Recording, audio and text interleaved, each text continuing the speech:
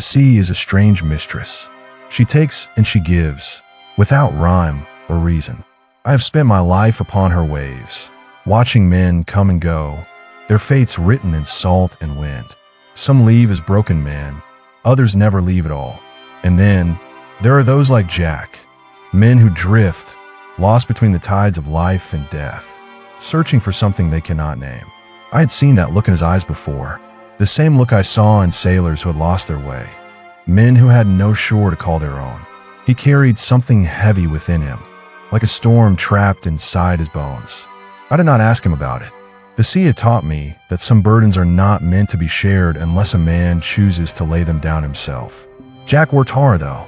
He did not shy away from the sweat and labor of the ship. He pulled ropes, scrubbed decks, and even helped in the engine room when needed. The men respected that. He did not speak much, but when he did, his words were sharp, direct. No wasted breath, no unnecessary talk.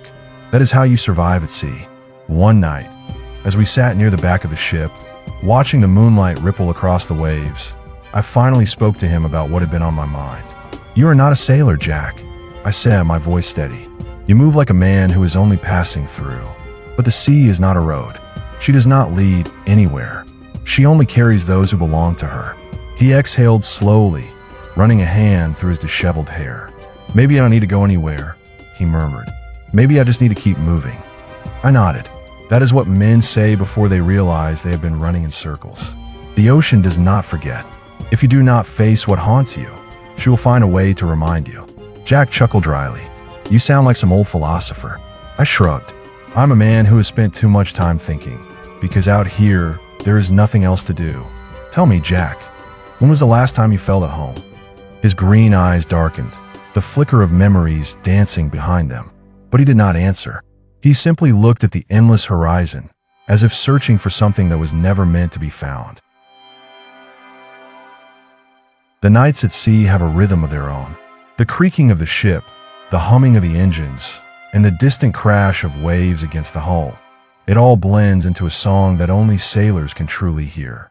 Jack sat across from me in the dim light of the engine room, his eyes sharp, but lost in thought. "You ever hear the story of the man who ran from his own shadow?" I asked him, leaning back against the crate of spare parts. Jack exhaled, rubbing his fingers over the edge of his sleeve. "Sounds like a stupid story." I chuckled. "Maybe, but sometimes the stupidest stories hold the biggest truths. See, this man, he spent his whole life running. Every time he turned a corner, his shadow was right there.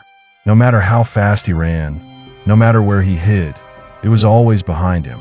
Until one day, he got so tired, so desperate, that he ran straight into the darkness. Thought he finally lost it. But when he looked around, he realized he wasn't free. He was just lost." Jack said nothing, just stared at me, that unreadable expression on his face. He was listening, even if he didn't want to admit it. "The sea, Jack, she's like that darkness. She'll hide you, swallow you up if you let her. But hiding ain't the same as being free." Jack's jaw tightened. "What if I don't want to be free?" I sighed, scratching at my beard. "Then you'll keep running until there's nothing left of you, until the waves take you and no one remembers your name." Jack glanced down, his fingers tapping against his knee. Maybe that's the point. Silence filled the space between us, heavy like the weight of the ocean itself. I could see it, the storm brewing inside him, the battle between wanting to disappear and needing to be seen.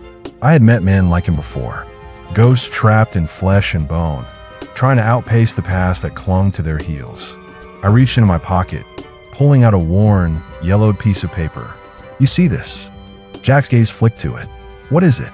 "A letter my mother wrote me when I first went to sea. She told me, 'Omar, the ocean can make a man feel like a god or like nothing at all. It's up to you which one you become.'" I folded the paper back, tucking it away. "So tell me, Jack, what's it going to be?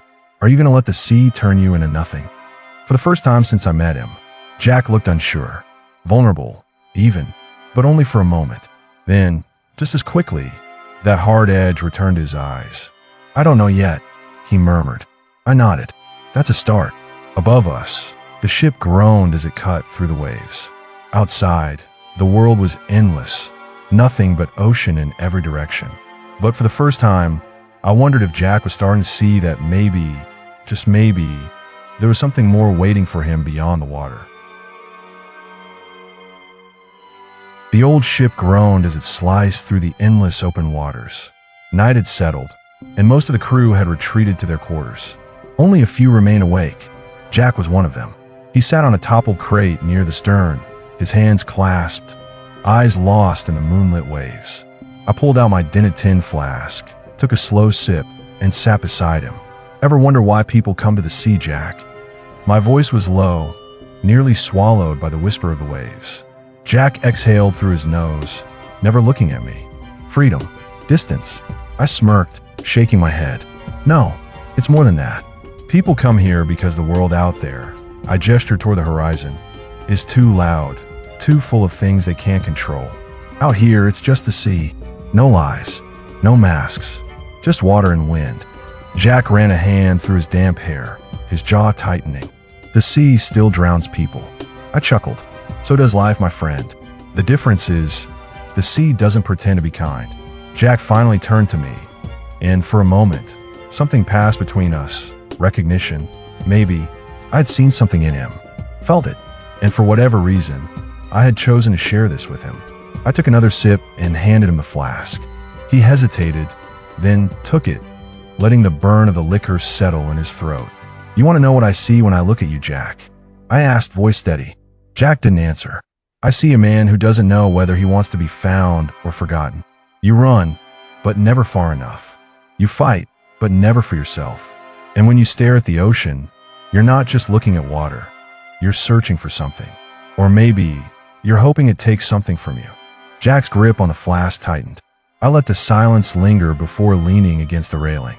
One thing about the sea, my friend, it won't take anyone who isn't ready to go. Jack exhaled slowly, handed the flask back, and rose to his feet. The wind tugged at his shirt as he gazed into the dark abyss of the ocean. You're looking for an ending, I murmured, but not yet. The ship rocked beneath us, a quiet reminder that life never truly stands still.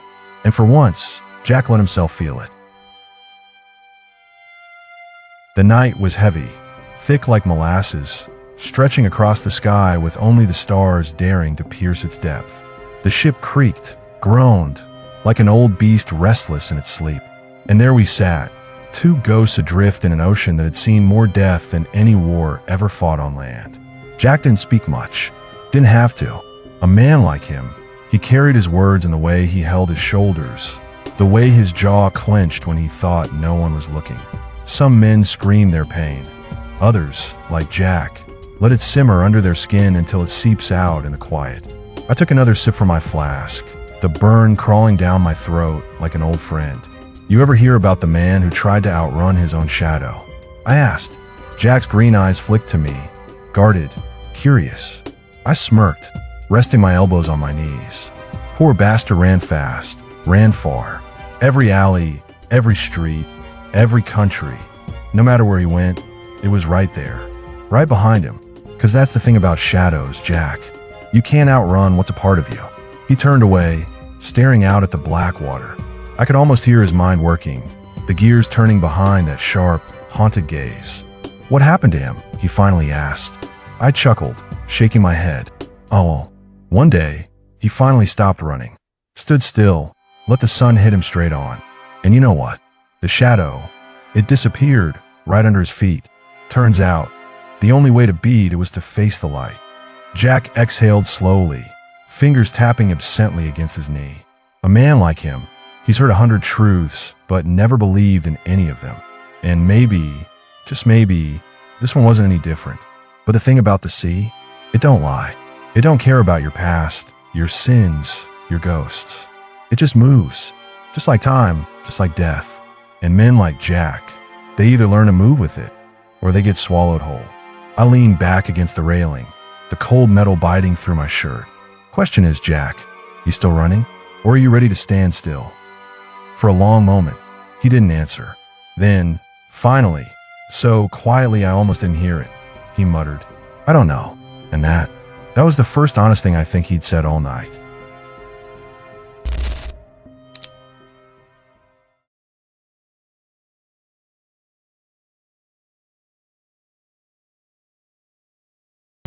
Maybe here, maybe right next to you.